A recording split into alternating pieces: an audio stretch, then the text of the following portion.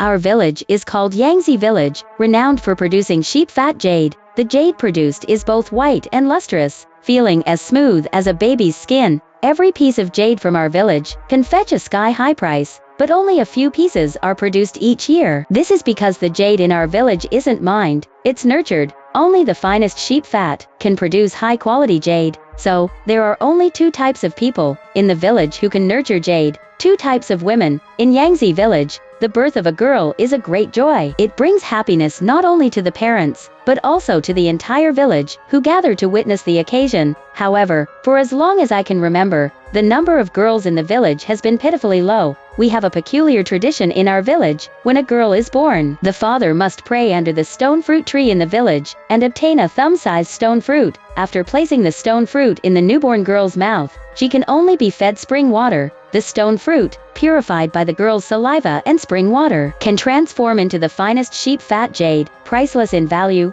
This is the innate ability of girls born in Yangzhi Village. In the village, the shorter the time it takes for a girl to nurture jade, the more precious she is. A girl who nurtures jade within a day might even be chosen as the Jade Maiden, receiving a second opportunity to nurture jade upon reaching adulthood. The Jade Maiden is supported by the entire village, enjoying abundant meals and even bathing in sheep milk. In my memory, every Jade Maiden in the village had a plump and delicate appearance, with skin so tender it could be pierced. Girls who fail to nurture sheep fat jade within 3 days are considered unlucky. Even if they manage to nurture jade later, they won't have the opportunity to do so again when they reach adulthood. Such girls typically marry early. If their husbands are capable, they may live a relatively stable life. Otherwise, they end up in the dilapidated house at the village's outskirts, attracting men night after night. In our village, more often than not, girls who can't nurture sheep fat jade are starved to death and then discarded. I was lucky. I nurtured a top-quality sheep fat jade for the village within a day of my birth. Not only did my parents take good care of me, but the entire village also served me with the best food and drinks, fearing that I might go hungry. As I grew older, my body,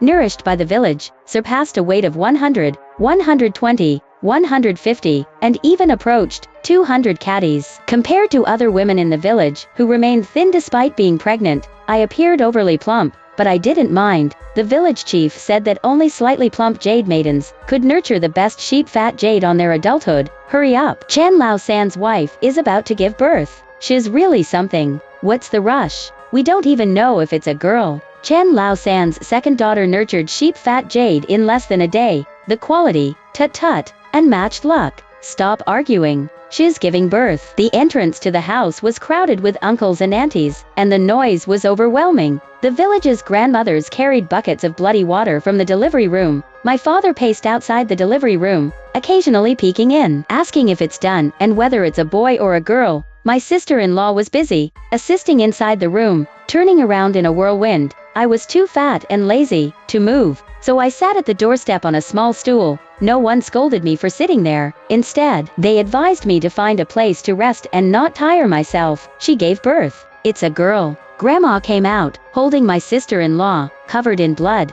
The smile on her face couldn't be concealed. Chen Lao San is so fortunate. All 3 of his children are girls. Chen Lao San, what are you waiting for? Hurry, go to the stone fruit tree and pray for a stone fruit. Dad didn't even look at my sister-in-law. He hurriedly ran to request a stone fruit, with a grin stretching from ear to ear. Through the door, I saw my sister-in-law lying weakly on the bed. My sister-in-law wiped her sweaty forehead, mixed with blood, but no one allowed me to go in. They said that in a little while, it would be my coming-of-age ceremony, and I couldn't witness blood to avoid spoiling my ability to nurture jade. I looked at my sister-in-law, holding the warm and soft newborn baby. She was truly beautiful. In less than a moment, Dad came back with a thumb-sized stone fruit. Grandma carefully opened the baby's mouth and fed her the stone fruit. The newborn, who didn't even know how to swallow, simply smacked her lips around the stone fruit. Perhaps the stone fruit was too hard, pricking the baby's mouth. She cried uncontrollably within moments. This situation often occurred,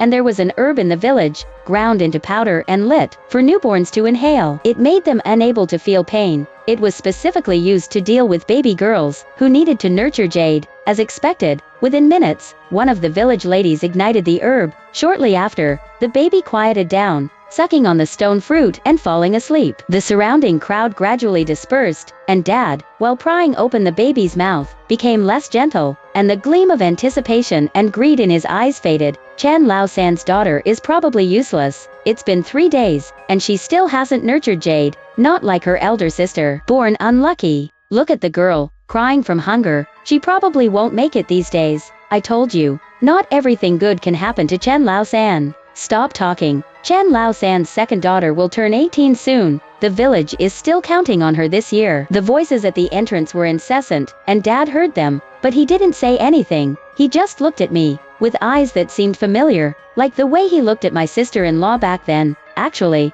I knew that my sister-in-law's chances weren't great. How could a newborn girl survive for so many days? As expected, on the 5th day of her birth, my sister-in-law died of starvation. I peeked at her. When she died, her mouth still held the stone fruit that had started to resemble sheep fat jade. Dad wrapped my sister-in-law in a straw mat and buried her on the hill behind our house. People in the village tacitly avoided the topic. If it weren't for my sister-in-law lying in bed, it would be as if she had never existed. But Dad's gaze towards me became increasingly fervent. I was turning 18 soon. Before my 18th birthday, there was a major event, the coming-of-age ceremony for Hunio. Hunio and I were the Jade maidens of the village, but she was 7 days older than me, according to my mother. Hunio nurtured sheep fat Jade just slightly slower than me. Tomorrow was her birthday, and Dad said the village would prepare a grand birthday feast for her. Hunia's achievements will be yours too, and your coming-of-age ceremony will be even grander than hers. Dad looked at me affectionately, his eyes flashing with an unreadable light. I couldn't help but feel a bit uneasy. On Hunia's birthday,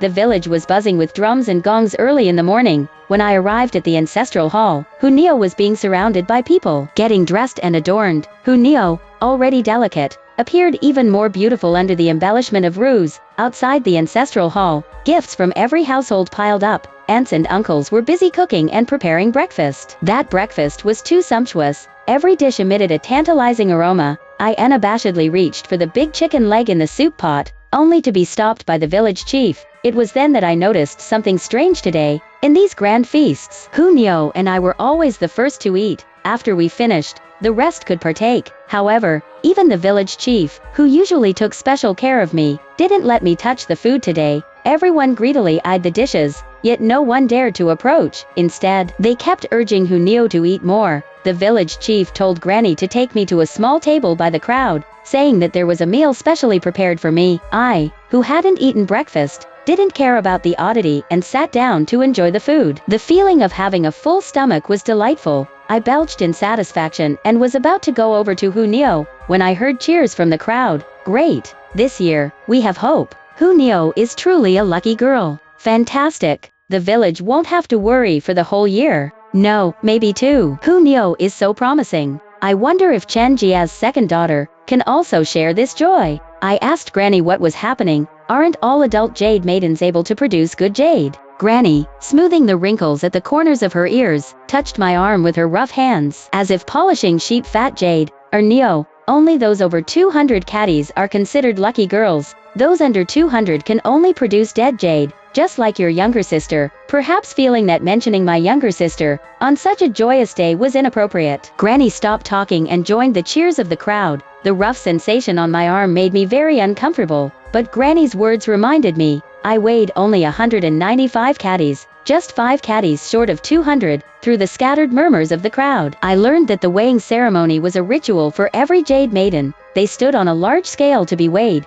but only the village chief knew the result, which would be announced by him later. Although I felt a bit uneasy, I thought about the weighing ceremony 7 days later. Before that, I could still enjoy a hearty meal, so I gradually calmed down. After Hunia's weighing ceremony, she, along with the villagers, went to the stone fruit tree for a worship ceremony, and took down a stone fruit. I watched as Hunio was sent into the hill behind our house. After that, the village chief said that in just 7 days, Hunio would return with the finest sheep fat Jade, bringing great wealth to our village. These days, the village was full of joy, and even the usually stern village head had a grin on his face, puffing on his cherished cigarette. On the 6th night after Hunio left, the day before my 18th birthday, I was happily trying on the clothes for tomorrow. The village chief happened to come with good wine to find my dad and mom. They asked me to join in for a bit, and after drinking, they told me to rest early so I could participate in the feast tomorrow. My alcohol tolerance was low, and in no time, I felt dizzy.